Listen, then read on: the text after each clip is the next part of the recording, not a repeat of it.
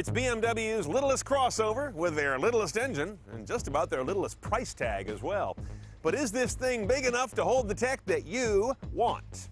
Let's drive the 2013 BMW X1 in the xDrive28i configuration. Phew, and check the tech.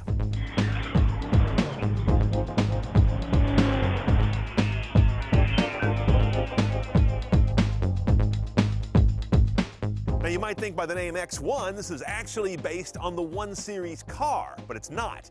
It's actually based on a reduced version of the X3 crossover, which is based on the 3 Series car. The X1 is nearly 8 inches shorter than an X3, about 7 inches lower, hence the wagon look. 386 pounds lighter, that's a lot. And $6,500 cheaper, also a lot. Also, a lot of folks aren't sure what to call it. What do you think? Is it an SUV or is it a wagon? And when you get in the X1, you're going to see a lot of familiar. This is not a car that has a bunch of new design language or new technology. In fact, it's got a subset of BMW's overall very impressive tech. The key things are here. They play the hits. You've got a nice widescreen, though not BMW's largest, as you can tell, but plenty big, certainly in a compact cabin.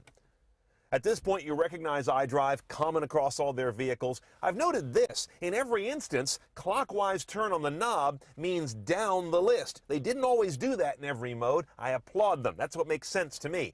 Basic on this guy are the sources that are kind of the hits. You've got AM and FM radio, HD radio, CD player here, though car makers are starting to ace those, auxiliary jack down there, and USB for thumb drives and iPod. Now, BMW's apps are looking pretty dated at this point. By getting the app support, and it only works on iOS devices, by the way, no Android, which is real dumb in 2013, you get Facebook support, Twitter support, and web radio station support. But that's nowhere near the modest galaxy of apps you're finding on Ford, GM, and Toyota these days. We've shown you those systems on a lot of those vehicles lately at even a lower price point.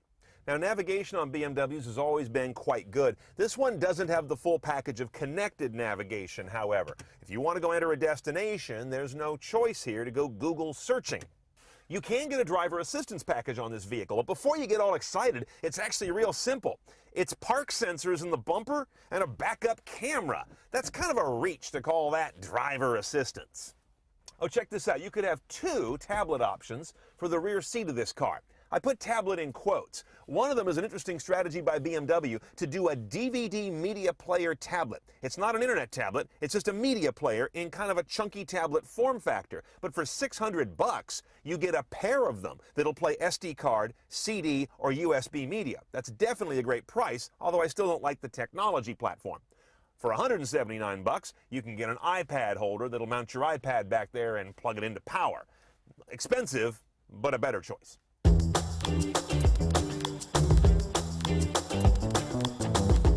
Okay, well, the technology in the vehicle is relatively routine for BMW. What's under the hood is not. You've got an inline 4 with twin-scroll turbo power behind it. This is unusual for BMW, and you can also tell here by this kind of blank space where they ended up routing some hoses.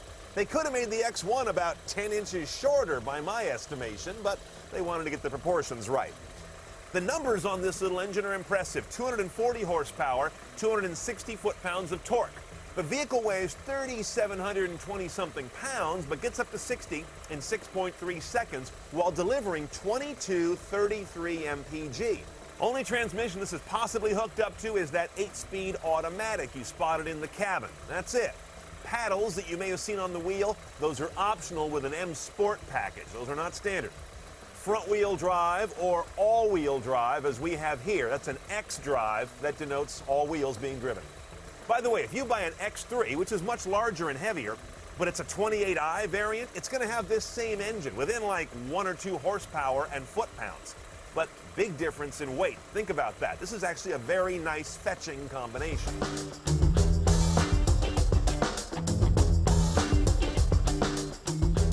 Okay, I'm at a red light here to start our drive, and the engine's off because the start-stop technology is in place. In a moment, I'm going to lift off the brake and the engine's going to start. Except if I do this and I move the steering wheel, that also restarts the engine. I kind of understand the logic, and I kind of don't. because I frequently kind of, nudge the wheel while I'm at a stop, and I don't mean anything by it. But there goes my start-stop efficiency. Secondly, when BMWs restart, I find them to be about the roughest, slowest restart of any car I've driven that has this technology. It's just not refined. In a car like this, it just needs to be. Now, the next thing you notice in this car is the elasticity of the powertrain. It's a turbo, so you've got some turbo lag slash kind of rubber bandiness in there. Secondly, you've got all kinds of processors that are helping think. 8-speed transmission, so you can sometimes be buried under a couple of extra cogs that the car has got to dig itself out of. All that adds up to what is not the most sharply responsive BMW by any means. There is no replacement for displacement. Let's face it, small bore cars do labor under a lot of sort of muted power delivery, no matter what tech tricks you apply to them. But this car is it's not a joy to drive as a sharp driving tool. It's a perfectly nice vehicle to drive in everyday work, and the handling's not bad, although we don't have any particularly interesting suspension tricks here. The steering is what is so notable. Once you're up around 30, 40 miles an hour or more, that's fine. Around slower speeds, this has to be the heaviest steering I have ever driven in a modern car. And there is no setting for it in this vehicle.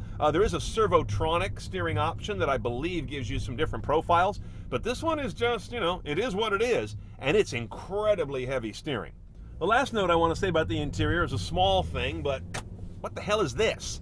That's the cup holder. You stick it in a slot over here on the console. You do have one here. You don't want to share that, obviously, because that's no fun. There's nothing in the console. So yeah, this is number 2. Shotgun is this pop-up, which is kind of clunky. All right, let's ballpark an X1 X28 at about 33.2.